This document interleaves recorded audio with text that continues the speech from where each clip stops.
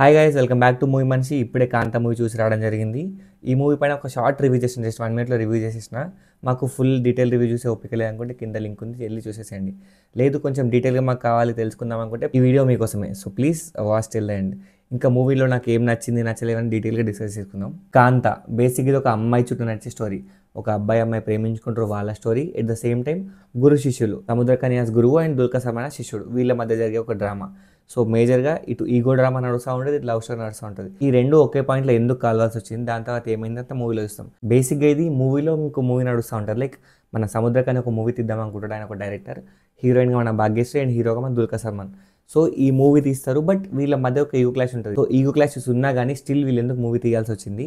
ఈ మూవీలో కుమారి అనే మన భాగ్యశ్రీ బోర్సే ఎందుకు హీరోయిన్గా చూస్ చేసుకోవాల్సి వచ్చింది. ఆ తర్వాత మూవీలో ఒక క్రైమ్ అవుతుంది. ఆ క్రైమ్ ఎవరు చేసారు, ఎందుకు చేసారు అంతా మనం మొత్తం సెకండ్ హాఫ్లో చూస్తాం. సో ఇంట్రెస్టింగ్ పార్ట్ ఏమంటే ఫస్ట్ హాఫ్లో మొత్తం మూవీ తీస్తామని చెప్పినా కదా, ఈ మధ్యలో మూవీ సీన్స్ ప్లే అవుతూ ఉంటాయి. లైక్ సో కట్టు black and white movie scene నడుస్తూ ఉంటుంది, ప్రజెంట్లో కలర్ఫుల్గా మూవీ నడుస్తూ ఉంటుంది. కొన్ని సీన్స్ పడతా ఉంటాయి. మనకి ఇట్లా యాక్టింగ్ పర్ఫార్మెన్సెస్ వల్ల వీ లవ్ దట్ మూవీ. అంటే మన పర్ఫార్మెన్స్ వల్ల మనకు మూవీ నచ్చేస్తుంది, అంత మంచి పర్ఫార్మెన్స్ ఉంటుంది. Bhagyashri Borse bro, she acted in movie call mister Bachchan. అందులో యాక్టింగ్ లేదు, బొక్కలు స్క్రీన్ షో తప్పించి. బట్ అలాంటి భాగ్యశ్రీ బోర్సే ఈ మూవీలో ఎక్సలెంట్ పర్ఫార్మెన్స్ ఇచ్చింది. ఎస్పెషల్లీ ఫస్ట్ హాఫ్ లో ఒక సీన్ ఉంటుంది, she has to act in front of camera. ఆ సీన్ స్టార్ట్ అయ్యేది ఒక డ్రామా సీన్ లాగా, ఒక సాడ్ మూవీ లాగా స్టార్ట్ అయ్యి సడన్గా ఒక హారర్ వైబ్ వస్తుంది. అక్కడ మాత్రం ట్రాన్సిషన్ ఎక్సలెంట్ ట్రాన్సిషన్ ఇచ్చింది. ఈ ఒక్క సీన్లోనే కాకుండా తర్వాత దుల్కర్ సల్మాన్తో వచ్చే లవ్ సీన్స్ అయినా, సముద్రకాంత్తో వచ్చే గురు శిష్యుల సీన్స్ అయినా, she acted very well bro. అంటే మనం నమ్మలేకపోతాం భాగ్యశ్రీ బోర్సేనే యాక్ట్ చేసిందని చెప్పి. ఇంకా సెకండ్ హాఫ్లో మొత్తం ఆమె చుట్టూ స్టోరీ నడుస్తూ ఉంటుంది. She's the heart of the movie, అంత బాగా చేసింది. ఇంకా బోత్ ఫస్ట్ హాఫ్లో సెకండ్ హాఫ్లో మన సముద్రకానికి దుల్కర్ సల్మాన్కి సీన్స్ పడతా ఉంటాయి. అమ్మ బాబాయ్ వాళ్ళ యాక్టింగ్ కానీ, అక్కడ పడే సీన్స్ కానీ, ఆ ఈగో క్లాసెస్ కానీ, ఈగో క్లాస్ వల్ల ఇంత ఎక్స్టెంట్కి వెళ్తారా, ఈ లెవెల్ ఆఫ్ గ్రడ్జ్ ఉంటుందా మన లోపల అని చెప్పి చాలా అంటే చాలా బ్యూటిఫుల్గా చూపించారు. అసలు నేను చెప్తున్నా ఈ మూవీ ఎందుకు వెళ్ళాలంటే ఫస్ట్ పర్ఫార్మెన్స్ కోసం మాత్రమే వెళ్ళాలి. ఎస్పెషల్లీ దుల్కర్ సల్మాన్కి సముద్రకానికి మధ్య పడే సీన్స్ కానీ, సెకండ్ హాఫ్లో రానా సీన్స్ కానీ క్రేజీ ఉంటాయి. త్రూ అవుట్ ద మూవీ మంచి సీన్స్ పడుతూ ఉంటాయి అందరికీ.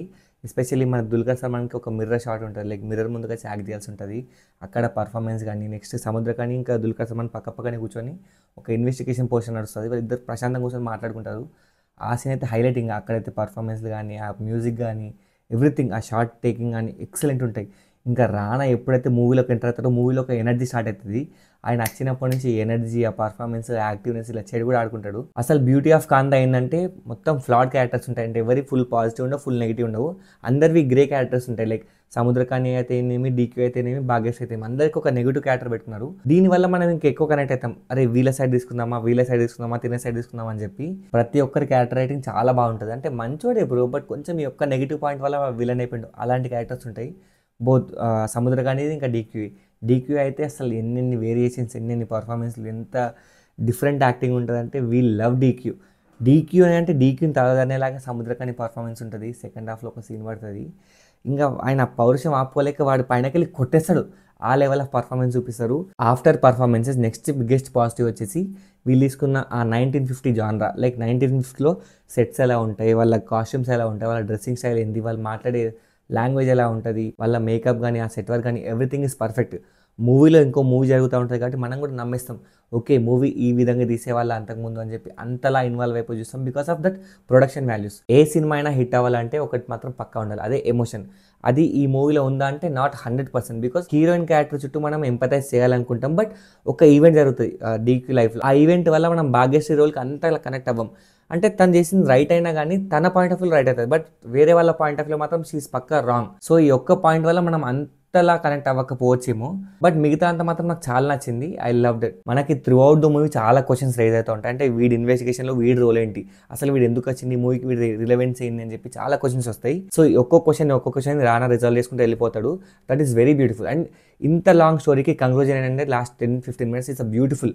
ఈ 10-15 minutesలో డీక్యూ పర్ఫార్మెన్స్ కానీ, సముద్రకాని పర్ఫార్మెన్స్ కానీ, మన హీరోయిన్ భాగ్యశ్రీ బోర్సే క్యారెక్టర్కి రెజల్యూషన్ కానీ ప్రాపర్గా ఇచ్చారు. దీనివల్ల I love the movie. Climax 15 minutes is beautiful. So నాకైతే ఈ మూవీలో లేయర్స్ చాలా నచ్చినాయి. అండ్ ఇంకా ప్రొడక్షన్ వాల్యూస్ బాగున్నాయి, పర్ఫార్మెన్స్లు బాగున్నాయి, స్టోరీ బాగుంది, డైరెక్షన్ బాగుంది, స్క్రీన్ ప్లే బాగుంది.